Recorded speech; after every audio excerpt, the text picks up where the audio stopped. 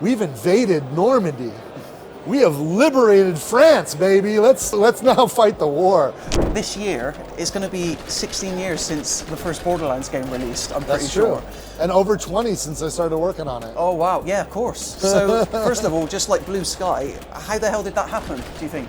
I don't know, man. It's fun. I hope I get to do it until I die. It's wild. I was at Gamescom here in 2008 showing, or maybe it was 2007. I think it was 2007. And I was showing Borderlands to people for the first time. We did it here at Gamescom. Yeah. And no one would pay attention. To get an interview with you would have been impossible back then, because who the hell were we? And I was screaming from the tallest mountain trying to get anyone to notice our crazy little game that a lot of people in the industry were predicting would just fail. Right. Because what are we doing? You can't put a shooter and a role-playing game together. Are you mad? That's nuts. How dare you mix chocolate and peanut butter? You know, it's like I don't know, they thought we were crazy. But it worked and it resonated with people. And each game we've done has gotten bigger and bigger and bigger. And I can't believe it. So obviously 4 games in, how hard is it to keep on coming up with new character classes for people to play as? Honestly, that's not hard at all. Okay. The challenge is the opposite because, gosh, just in my one single brain, more ideas and inspiration and hopes and dreams come than I could ever make in a lifetime. And that's just my brain. We have a team of incredibly creative people, and we are always dreaming up ideas at a much faster rate than we could ever build them. Obviously, I, like a lot of people, was very excited to see the Nintendo Switch 2 version of the game announced. Me too! Yeah, can't wait to take it on the go. How easy is the console to develop for? And are you pretty confident that that version will have full parity with all the other platforms out there? So the Nintendo Switch 2 version of Borderlands 4 is 100% parity with all the other versions. In fact, cross-play is supported.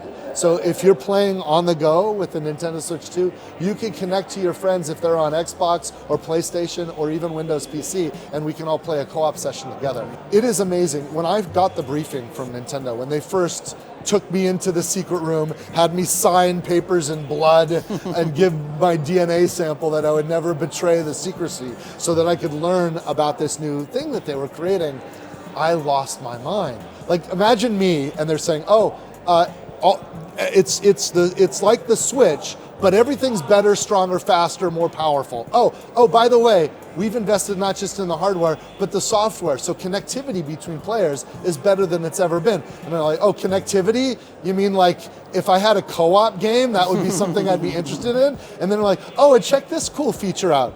You can detach the Joy-Con and turn it sideways, and it's a freaking mouse. Yeah. I'm like, this freaking platform was made for Borderlands 2. I took the Joy-Con and put it on my jeans, and it works beautifully. It's like the most precise mouse I've ever played with on my freaking jeans with a Joy-Con controller, and I'm pulling the trigger like a mouse button. Holy shit, it's perfect. Borderlands 2 has to be on the Nintendo Switch 2. Do you have a favorite Vault Hunter from Borderlands 4? When we got Vex working, I was just convinced, we can't do better than this.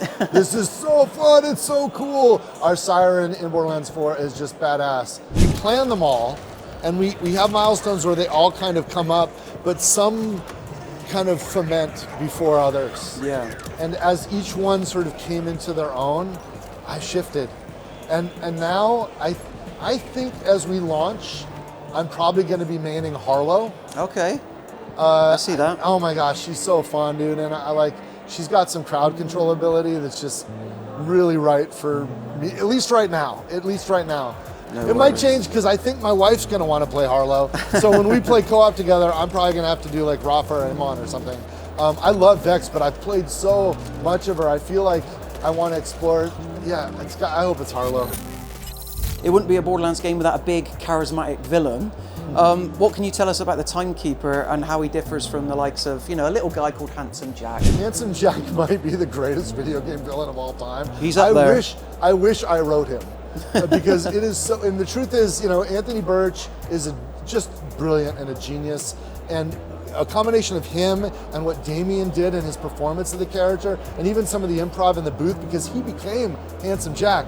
like fully, like he was immersed in that character, and the interplay, like that was just lightning in a bottle. And so the answer is we can't follow that. We'll never beat that. And so, you know, you mentioned that the villains in Borderlands have these big personalities and these big characters. I think the Timekeeper might be the opposite of that. He is not fucking around. This dude is all business and all serious, and he's trouble on a whole different level. Like Handsome Jack's a character, you kind of like him and hate him at the same time. You kind of love him and despise him.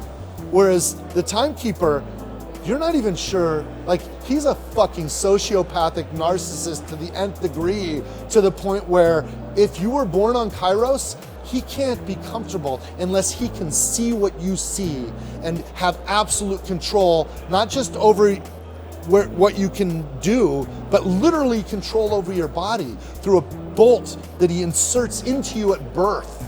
It's the most extreme case of like totalitarian fascism that you could possibly imagine. And it's not for fun. This is not a guy who's I'm not sure he's ever enjoyed anything. Wow. He is so concerned about his mortality, or I should say his immortality, that he's captured, that he will go to any length to preserve it. And he must harvest the will, not just the effort, but the will of everyone in his domain in order to maintain his security and his control. He shrouded all of Kairos to block it off from the entire rest of the universe. It's pretty dark for a Borderlands game. Fucking dark, yeah, man. I was gonna say. He needs to go down, and it's up to you. Please do your job. Please do the best you can. Take this guy down. This guy needs to go. And this Borderlands seems to be about making minor improvements, such as no longer turning in missions, and obviously the tweakable gun pieces that add up to one huge big difference. Were those changes primarily informed by either player feedback, or was it your personal sort of ambitions and bugbears as a team that you wanted to make reality? Borderlands isn't a place, it's an ideal. And a Borderland is a place between things that don't belong. It's that weird, uncomfortable no man's land between stuff that shouldn't be put together. Right? So it's a Borderland between a role-playing game and a shooter. And it's a Borderland between a drama and a comedy.